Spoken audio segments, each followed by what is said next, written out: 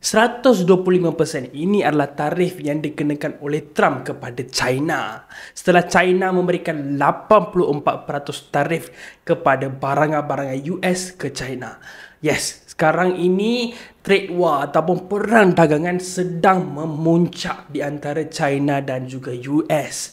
Sebelum ini US mengenakan 54% tarif kepada China. Lepas itu China retaliate 84% tarif. Kemudian US memberikan 104% tarif.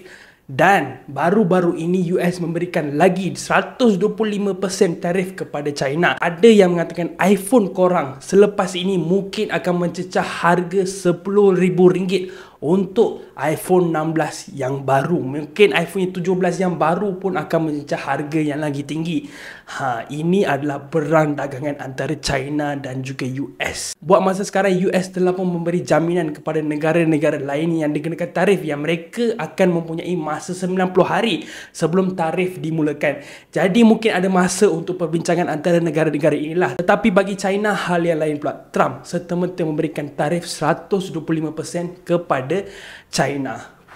Nilai dagangan China dengan US adalah 439 bilion ekspor China kepada US dan juga China import 143 bilion daripada US. Kebanyakannya adalah barang-barang elektronik. Ini adalah kebanyakannya adalah handphone korang, laptop korang dan juga gadget-gadget korang. Mesti akan naik harga mendadak betul lepas ni. Kalau korang suka video seperti ni, jangan lupa follow saya Oktoman Fazil dan jumpa lagi dengan video yang seterusnya.